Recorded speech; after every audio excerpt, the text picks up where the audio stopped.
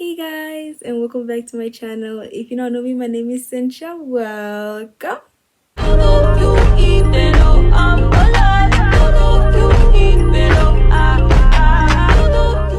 to another video, and today we're doing a girl talk. Are you excited? Because I'm excited. Are you excited? Because I'm excited. Are you excited? Because I'm excited. So, first of all, guys, I hope you guys know that it's hot. Hey! This ambient beautiful lighting thing, it's giving mara manji, this girl's getting hot. This girl is getting hot. Also, I don't know, I hope you guys don't mind the angle that you're in. It's just, it was really hard to find a good angle with the yellow lighting. And no, because why are people still sending questions into the I ended the NGL like 2 hours ago. How this girl talk is gonna work basically is I've written down you guys' questions on this A4 paper, right? Two sections. This is section 1, this is section 2. I'm a yapper, and if you know me, you know I'm a yapper. And before I yap, I'm even not sorry about it because this is a talk video. What are you here for? But also, like, I really yap some good important stuff. I don't be yapping nonsense sometimes. Anyways, let's get into it. Basically, a few people sent me specific advice. They had very unique situations and I couldn't write that down, so I took screenshots and I'm just gonna read off the iPad. But let's start with the questions here first. Okay, so the first one asks, how's yoga been going? Two people asked me this question. I do in fact like yoga. I love yoga. If you don't know, you will know. I kind of do at home workouts, ne? Which I like them, they really like hurt. Simplest way I can put it. It's not like to the point where I can't function or anything like that because I do them before school. So I go to school after like guys need to wait for that morning routine vlog. But anyways, basically I wake up at 4 a.m. I work out and then obviously I go about my day. So the workouts aren't intense to the point where I can't move and my body is physically in pain or something like that. Sometimes I do be paining when I go to school, other times it's fine. But on days like that, I know, okay, the next day I'm going to do yoga because my body needs to rest. I really, really love yoga. I love it with my whole heart. I love stretching my body, even when I'm stressed and stuff like that. I just know I just need to like get on the floor and stretch my arms, stretch my legs, stretch my back, stretch my neck. I'm somebody who gets stressed easily and the tension builds up in my shoulders. It's not a good look. I have hunched up shoulders all the time like this. And literally when you touch my shoulders, you can literally feel the tension in them. It is not okay. So yoga has been something that I really like use to take my stress out, especially with like school and stuff like that. I think that being active really helps you, whether it be yoga or sports or just you doing something in your room that nobody knows about. And in the beginning I was shy because whenever I was doing yoga, people were always like, oh, it goes against your belief. I'm Christian, by the way. I'm a Lutheran Christian. Hi. And basically I was very shy to do yoga because a lot of people are like, no, a lot of yoga poses are worshiping other gods and stuff like that. And I talked about it with my mother, and my mother did yoga, so I asked her about it. And she was like, for her, she does yoga to literally stretch her body. And I do yoga to literally stretch my body. It has nothing to do with worshiping other gods or anything like that. I genuinely do yoga to stretch my body and to feel good in the mornings and before night and whenever I'm stressed. So yeah, I enjoy it. I really love it. I'm very, very happy that I picked up the habit. It's one of the new habits that I've been incorporating like recently and it's been working. Well, I've constantly always been doing yoga, but this year I think I'm taking it the most serious than previous years. Next question. Have you ever had a friendship breakup and what happened? So sit down and lock in because this is a mini story time, right? Um, in heated rivalry interviews or whatever, when Connor and Hudson talk about each other and people are like, oh, like, how's your friendship and stuff like that. And they once said something, I think it was Connor talking about Hudson, and he was like, he never really had a lot of friends growing up and stuff like that. So for him to meet Hudson, it felt like it was like a soulmate in a friendship, where, soulmates that are platonic, like people that you just know, I was supposed to meet this person in my life and this person is just a complete blessing, and I'm 100% thankful for this person. That was me to Kendall. I'm 100% thankful for Kendall up until this day. Kendall probably knows who Kendall is after I'm gonna tell the story or whatever. But yeah, in this big friend group or whatever, I had like the one guy in the friend group, which he was also a close friend to Kendall, right? And over the few years that we were friends or whatever, the group didn't like how close me and Kendall were. Yeah, English name. English, by the way. I pay for that English, by the way. Anyways, the group didn't like how close me and Kendall were. It really bothered them. I don't know if it was envy, I don't know if it was jealousy, but what it basically broke down me and Kendall's friendship was Kendall wanted to leave the friend group.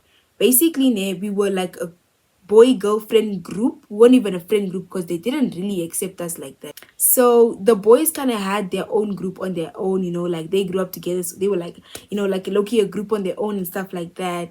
And Kendall happened to be in this group, right? Cool, that's fine.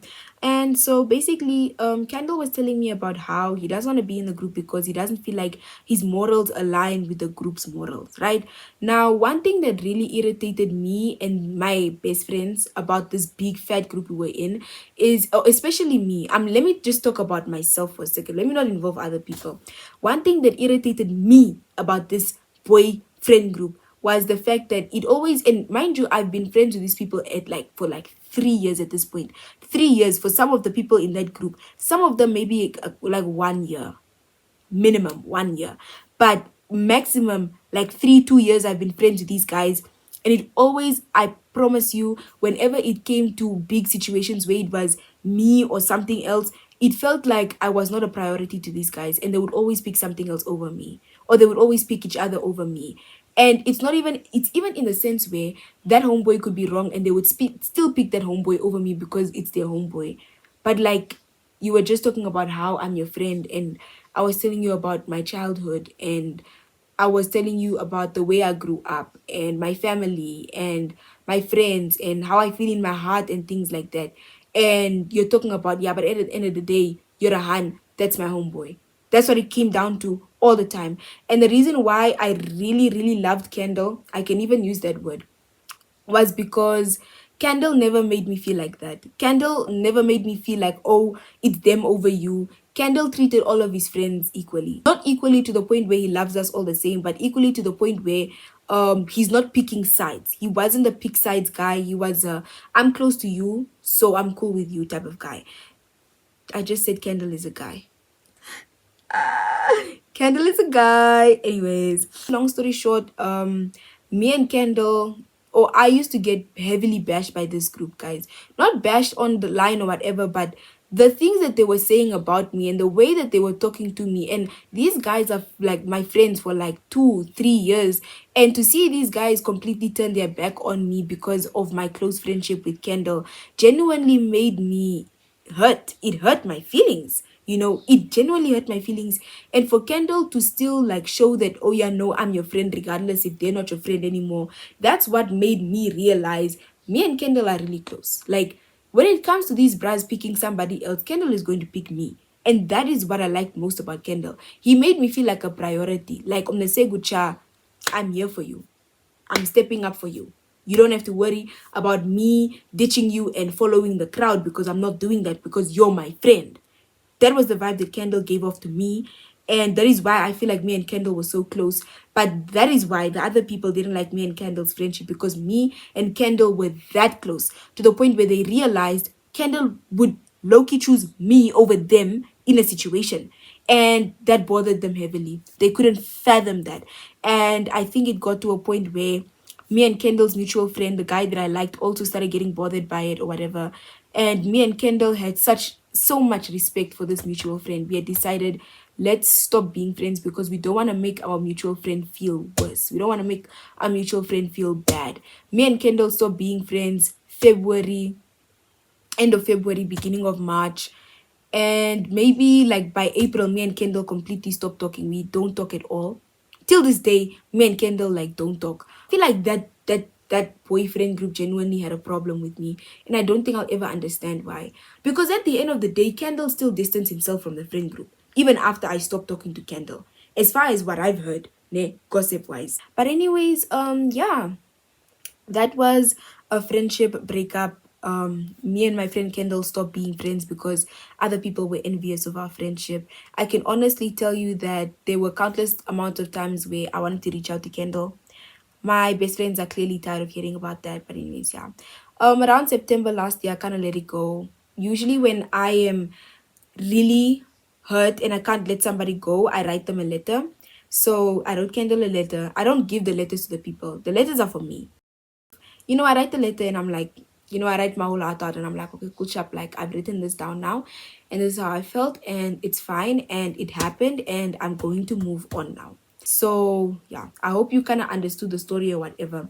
That was kind of like messy. I don't really interact with that group anymore and I kind of low-key like to avoid that group now because of that experience, if I'm being honest with you, because till this day I still don't understand why they were so bothered by me being close friends with Kendall. I will say I learned a lot from that friendship breakup though, because that breakup with Kendall led to me not being friends with all of those bras. So, you know 1 plus 1 wasn't just two, it was snoko as well.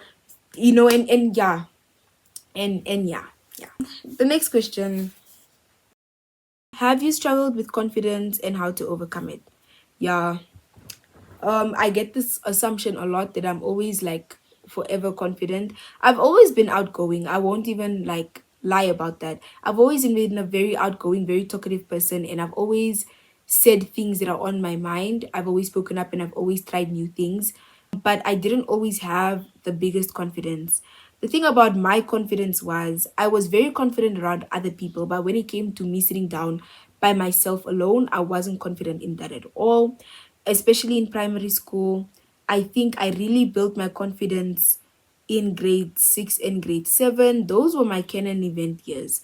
I was literally training for high school in grade 6 because it got to a point where I sat down and I was like, listen, Innocentia, you have no confidence. You don't have any independence. You can't go to the bathroom alone at school, to the point where I really couldn't go to the bathroom at school alone. I was so codependent on everybody else. I couldn't even eat lunch alone at break. I didn't have my own thoughts in my head because there was so much noise around me. I started to train myself in grade 6 on how to get confidence.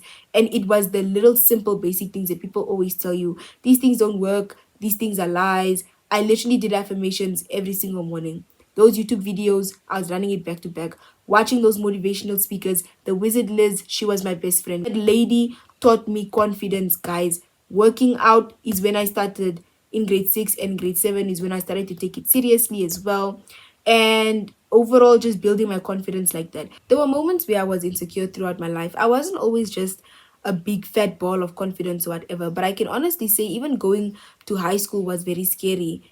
I hope you guys know that my first year of high school was extremely hard. Like, I was adjusting huge. I was adjusting big time. And I was so cringe. And I promise you, I feel so bad for my grade mates. I literally have flashbacks of grade 8 guys. And I'm so sorry for all of the first impressions that I gave to everybody. I was so outgoing to the point where I came off as bold and I came off as, oh, she has audacity. Because it was never like that. I was just trying too hard, basically. And everybody was so chill. But what I will say is with my confidence, um, the way to overcome confidence, you have to do it for yourself. You have to want to do it. No one is going to force you to get confident, love. You need to do it for yourself. You need to want to do it for yourself, and you need to have a clear goal on why you want to do it. Why do you suddenly feel like you want to be confident? Is it because somebody told you to do it? Is it because you feel bad for yourself? Is it toxic motivation? Um, and yeah, those affirmations, eating right, looking right, putting in effort in how you look every single day, those little things genuinely build confidence, guys. I promise you they do. Don't let anybody lie to you talking about some, oh, those are just things people say. Yeah, and they're working. Listening to motivational speakers and actually putting what they say into practice works. Doing affirmations to the point where you actually believe them works. Working out so that you can be confident in your body or eating right and stuff like that, it works. Those things work. And that's how I think I build my confidence, and that's how I think you can build your confidence as well. Of course, everybody is different and stuff like that. We all struggle with different things. For example, I was very insecure, but I was very good at my social skills. So I could still talk to a room full of people and come off as confident because I'm just that good at talking. But I was still very insecure of like, how does my mouth look while I'm talking? And oh, what do my teeth look like while I'm talking? And am I moving my hands too much? Simple, nonsensical things like that. I'm overthinking while I'm speaking, and everyone just thinks I'm so confident because I'm literally a kid who's speaking in front of like a group of people. So I think when it comes to confidence, you first need to sit down and ask yourself, and really just talk to yourself for real, and ask yourself like, what makes me feel bad, and what am I not confident in, and what can I do to change that? And that's the first step, and then you just keep on stepping after that. I did not build confidence in my body and confidence in my personality and stuff like that overnight. It genuinely wasn't that, and I hope it's never getting that. I've been building my confidence ever since grade 6. Ever since grade 6, and I just keep on leveling up after that. There's levels to this. There's levels to this. Would you rather rewind time or forward to the future? I would rather forward to the future. I'm somebody who doesn't like to dwell on the past. Although I'm a very nostalgic person, don't get me wrong. There are nights where I lay down and I'm making fake scenarios and stuff like that. But, I'm a very firm believer in what happened, happened, and it's okay, it's fine. It helps me grow. I learned a lesson. Let me move from it. That is why even when I cut off people, I lose contact with people and stuff like that, I struggle with reaching out to people. I could miss you to the brim of the cup. I could miss you to the point where the cup is overflowing, and I still wouldn't reach out because I'm that belief that it happened and it's okay to miss the person, but reaching out is a little bit whoa, like whoa, missing someone and reaching out is something I'm not accustomed to doing because I like to leave things in the past. Ne? Even when it's things like me giving people chances over and over again, for example, would I rather rewind the time to the good times, or would I forward to the future? I feel like I would rather forward to the future, just get it over with, because why would I want to go back to the past and dwell on the good times and just stay in the good times forever?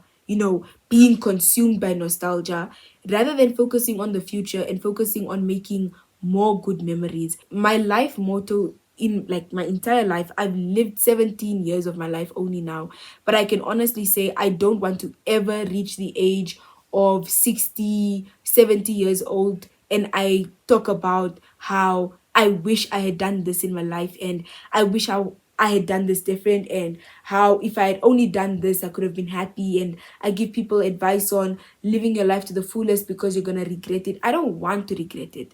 I want to enjoy life while I have it.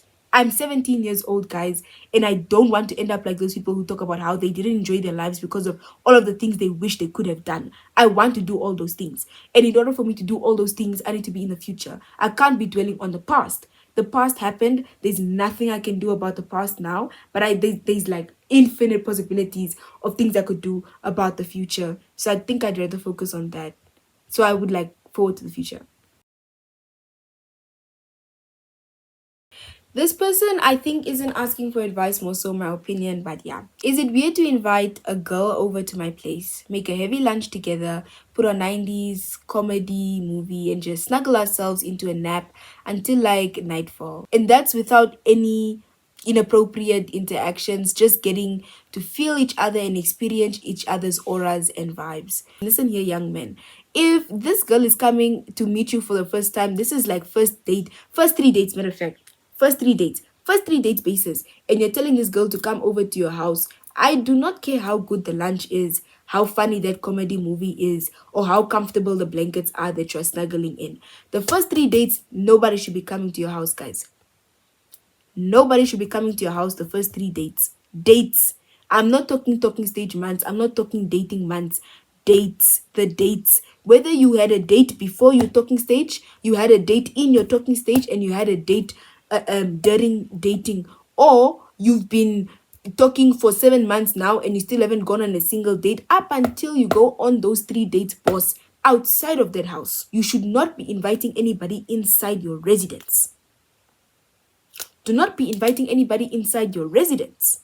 I don't think it's weird to like what is it, or wrong to do this, especially if you talk to parents and parents are like, oh, okay, that's cool, I'm fine with it or whatever, and you have the the okay from your parents or whatever. Cool. Especially if you're also like you're over the age of 16, boss, and you're doing this. I also don't think I have a problem with that. But again, like, I'm not Judge Judy. You don't need my opinion like that. But I will say, I don't think that that girl or that guy, generally, this is for everybody. I don't think anybody should be going over to anybody's house during the first three links, meetups, hangouts, anything. I don't think it should be like that. And it's so normalized nowadays to say, oh, let's not go to Grove Mall or something like that. Just come over to my house. No, I'm not coming over to your house. I strongly believe you should at least have three good dates outside of the house before that whole coming over to the house shandy exists. And I also think that coming over to the house shandy should only exist when your parents acknowledge who you're bringing over to the house.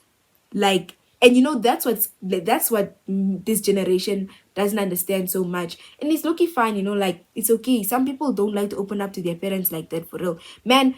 Me also don't open up to my parents like that. When will I ever tell my grandmother that I want to bring a boy into my room? Are you crazy?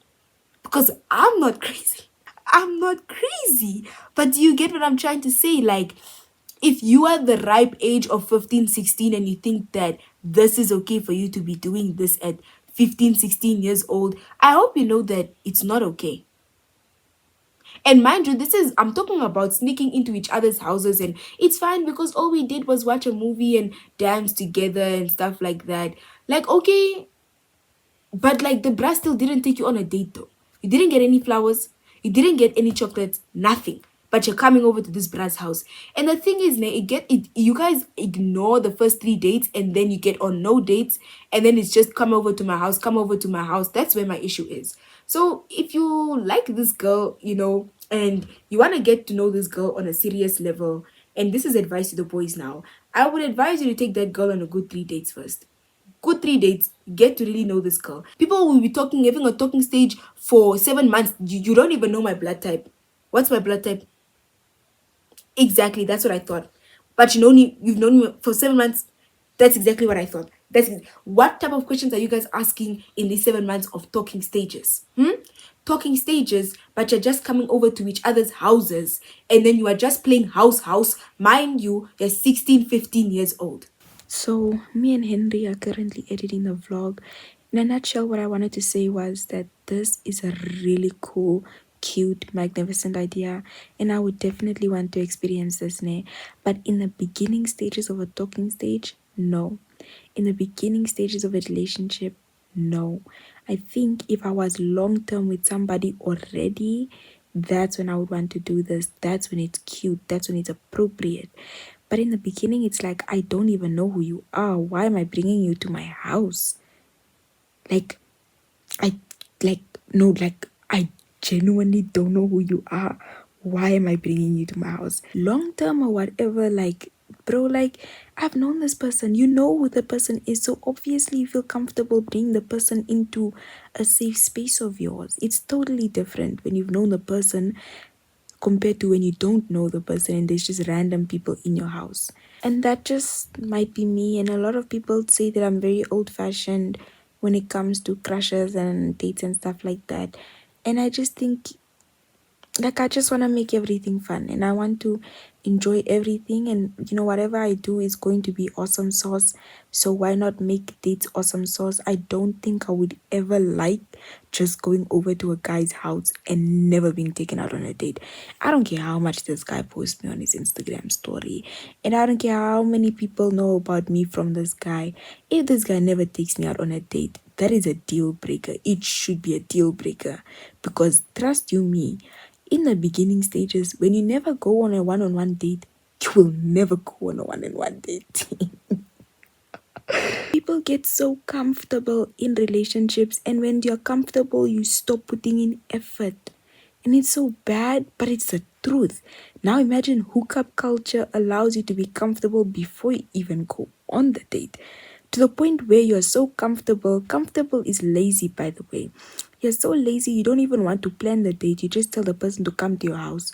Low effort, worse than the bare minimum, and girls are excited over this. A link up, like, yeah, cool. But a serious, this could be my husband type of bride telling you come over to my house. For what? What to do if you're talking to two guys you really like, one is in the same place as you and the other isn't, but y'all told each other that you're in love, but you also love the other one. What to do?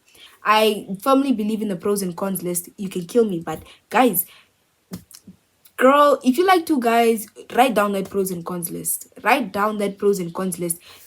Guy number one, guy number two. And do the pros and cons for both of them and then weigh the pros and cons. And please, please, for the life of me, just because guy number two has more pros than guy number one doesn't mean that he's the right one if his pros are less than his cons. Hear me out now. You have two guys, guy A and guy B. Guy A does not have a lot of green flags. Matter of fact, he has more cons than pros. But that doesn't mean that guy B is automatically better than him. Because if guy B's good things are like basic human decency, you know, just because guy B doesn't have that many cons doesn't mean he's a green flag. You don't have to have many red flags in order for you to be a red flag. You could have no red flags and still not be a green flag. I would honestly say if you like two people now, you should just take into consideration what you like in a person and see who fits that description the most. You guys need to take into consideration there's levels to this. I don't know how many times I need to say this in this video. You should at the end of the day know what you're looking for in partners, and you need to like have a wish list or something like that of the ideal person that you want to be with. All I'm saying is you need to weigh the pros and cons of both guys and then maybe also ask yourself what you want in a guy that has nothing to do with these guys.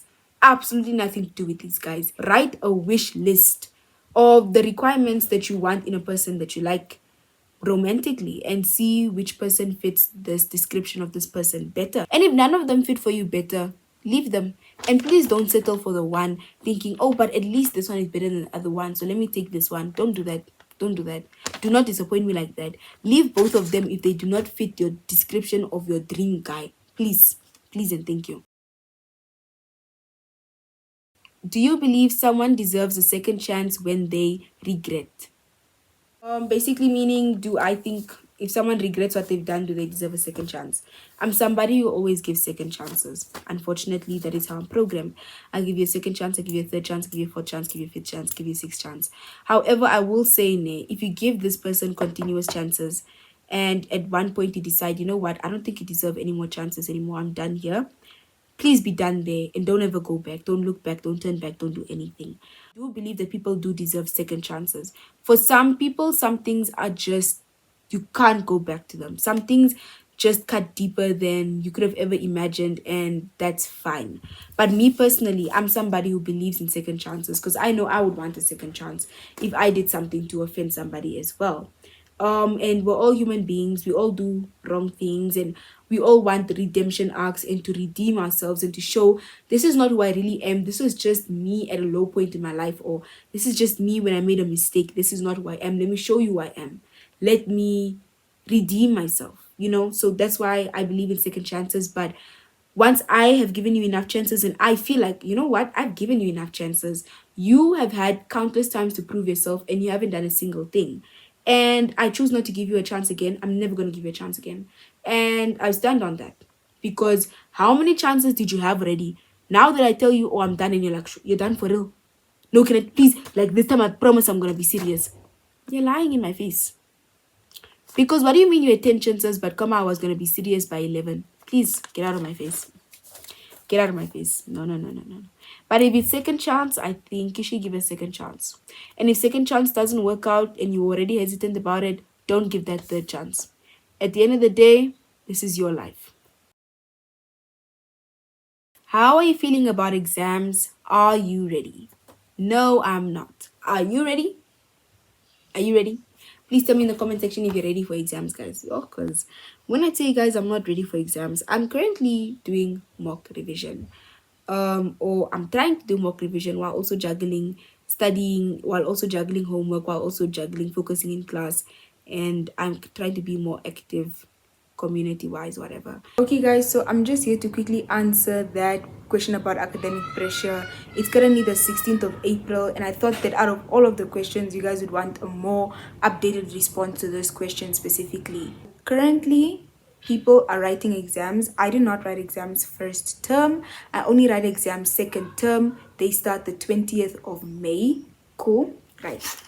So I think that how do I feel about exams still applies to me because I'm still not writing exams in school. Like, so basically, I will start with how I feel about grade 11, move into how I feel about exams. I'm also on the clock. Like, I have like 10 minutes to speak, but it's fine. So I feel like right now, grade 11 for me is good. It's better than I expected, like 100%. I really love grade 11, and I cannot express to you guys. Grade 11 feels like, you know how people, wait, you know how everybody's calling 2026, 2026, wait, woo, wait.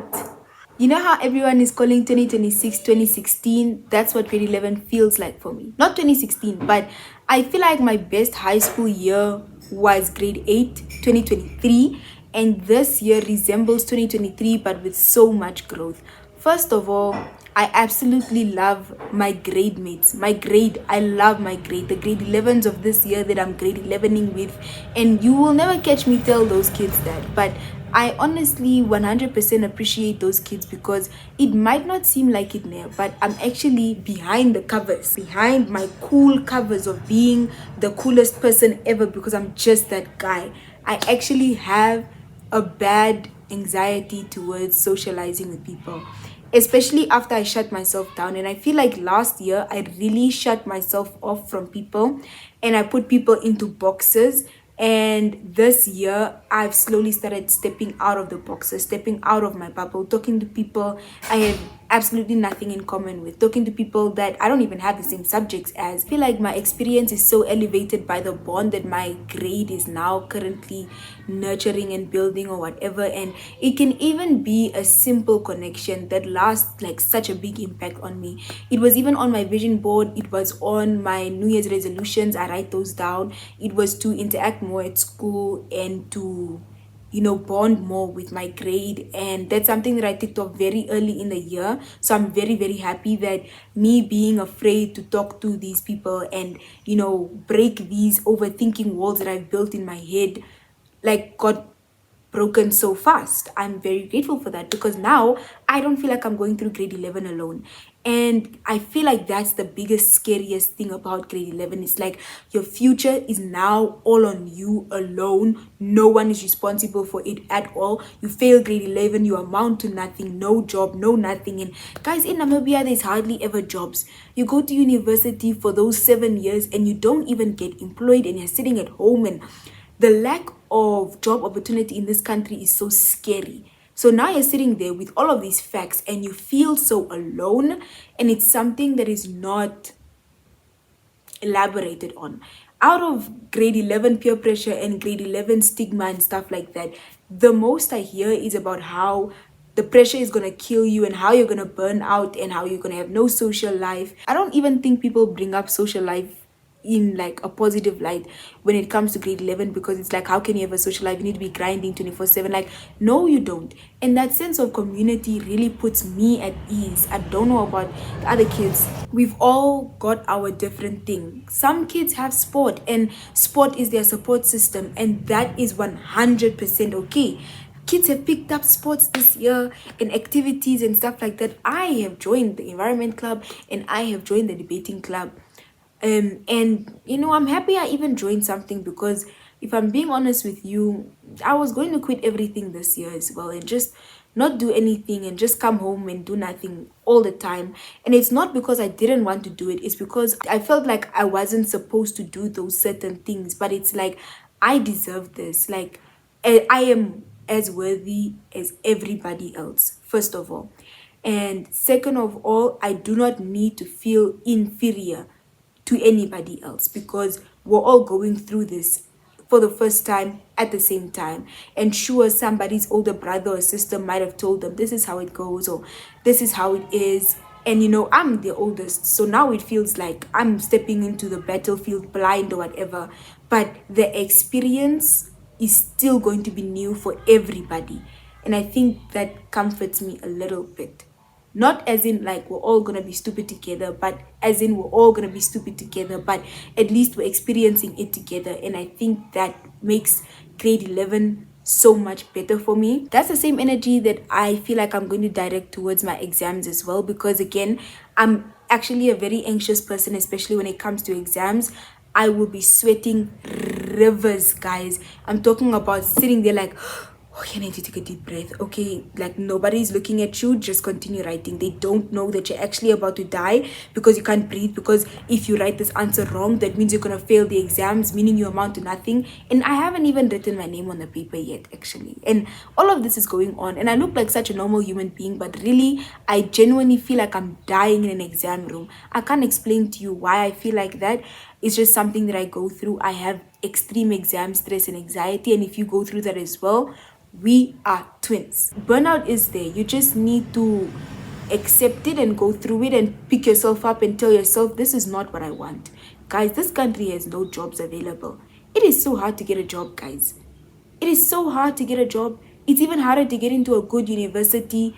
And the way that the world is evolving at a faster rate right now, jobs are becoming scarce because your job suddenly means absolutely nothing, but you've studied this for 12 years. So what do you mean the job I've studied for 12 years means absolutely nothing? Like, that's the world we live in now.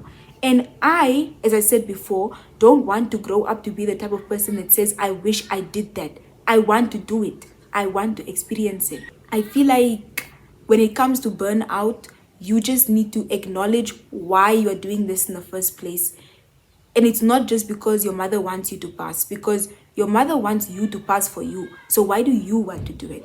You need to you need to genuinely sit down and just talk to yourself and ask yourselves that question. What drove me in the beginning of the year was just the fact that I wanted to prove to myself that I can do it. Right now, what drives me is university. I have a big list of dream universities I want to apply to and stuff like that. And like, these are stars, these are my dreams, guys. And this is what's driving me currently right now. Every single day, I literally look at university stuff every single day in little forms. It can be vlogs, I read articles, I watch TikToks, I go on Pinterest and search them up, go to the university websites. I do that on a daily basis. University as a concept in general is what drives me currently right now. Another thing that really helps you with your grade 11 experience, I believe, and even mine, is my best friends. Guys, I love Ethereal so much, and I don't think you understand. And those girls are so hardworking, and those girls grind all the time. And I have joined numerous study calls right now. I don't think you guys understand. Grinding from 11 until 2 a.m. Does my mother want me to be awake at that time? No. But studying in groups, and we're not even studying the same thing. I don't even go to the same school as these kids. But if you call me and 4 people are joining the call and they're studying at tables and I'm sitting in bed, I'm going to get up out of my bed and I'm going to go and study as well. Because what do you mean I'm sleeping and other people are grinding? You're crazy. You're crazy, and I'm not doing that. I feel like group studying and helping each other out is something that is so overlooked as well. People don't like group studying because they're like, nah, I just get distracted, we're just gonna talk all the time. But it's never really like that. If you know what you're there for and I know what I'm here for, and we know, okay, we're best friends, whatever, we have a chat here and there, but I really need to get this work done. It comes down to your own work ethic. You can't blame me for you chatting the whole time. I did my work, you didn't. Now you're like, oh my days, group study is a waste of time. You waste your own time. So I feel like everything right now in grade 11 is good. I don't have anything negative about the experience. There's a few things like schoolwork and tests and homework and homework. Because no, I don't think you guys understand how irritated I am by homework. I really know I especially in the beginning of the year, I couldn't understand why I'm getting homework and the teacher is telling me every single day it's never too early to start studying for mocks. Right now the homework is less because we finished the syllabi and now we're just doing revision in class. But I promise you that homework used to kill me in the beginning of the year. I used to get so irritated. All I want to do is study. And guys, I promise you, I would rather study for 5 hours than do homework for 30 minutes. And I don't know why, but that's me. I love studying. The aesthetic of studying, studying with the iPad, studying with the laptop, studying with the TV, studying on the floor, and you have all your papers spread out, studying on the bed, studying in a quiet room, studying with music, studying in the library. I love studying. I like the concept. I romanticize it a lot. But homework, and I really only started disliking homework this year. I really don't like homework this year because it feels like it's a waste of my time.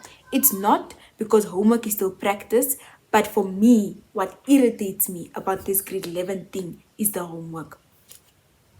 But yeah, grade 11 is good. And for everybody who's writing exams right now, just know that you're not the only one that's stressed. You're not the only one that's crying. You're not the only one that's burned out. And I'm not saying this to put you down. I'm saying this to put you up, because you're not going through this alone. We're all going through it together, love. And we will be going through it for the rest of the year. You have community. There's people who do understand how you feel. And when you burn out and you talk about some, yeah, I just want to watch TikTok and lie down in bed for 2 weeks, I understand, babe. I understand. I completely understand. All you want to do is scroll on TikTok for 2 weeks while you know it's not healthy, and you don't want to take a bath because you're like, I don't feel like doing anything right now. I just want to be in my bed all the time. I completely understand. You are not alone. I am not alone. We're in this together, right?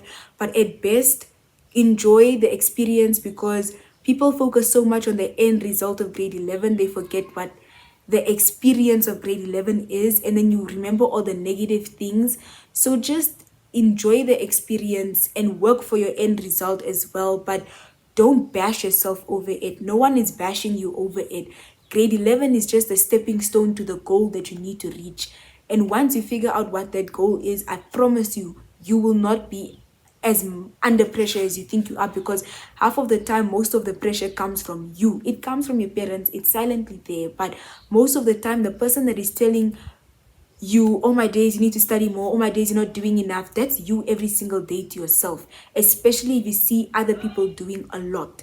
So just enjoy the experience, just take it with a grain of salt, take it as a stepping stone, and know that it's not the end of the world. Good luck with your exams and wish me luck on mine. I'll see you guys in May and give you guys updates on that. And my mother is going to leave me, so I need to go.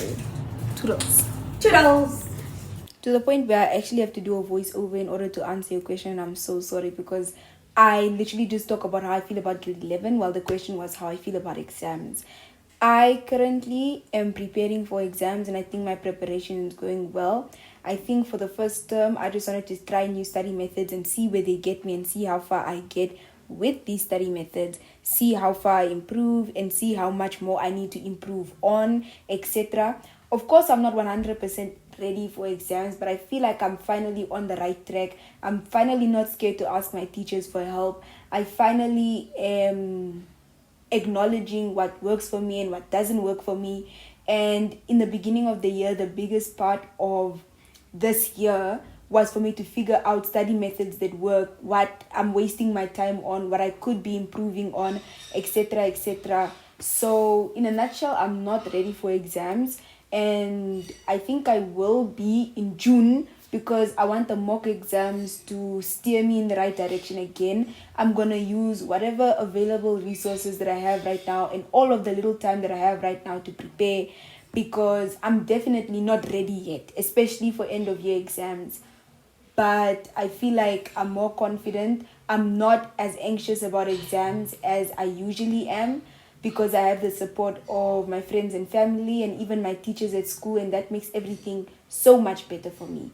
It literally does. It genuinely helps me calm my nerves, because exam stress for me genuinely feels like I'm dying.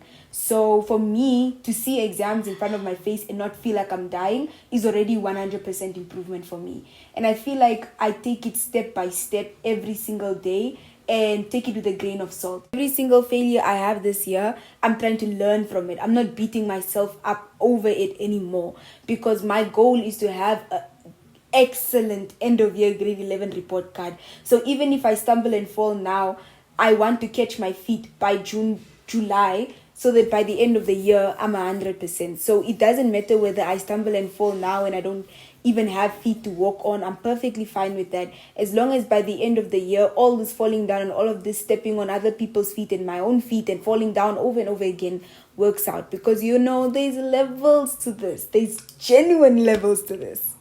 Okay, guys, and with these few remarks actually, I'd like to say hello, goodbye,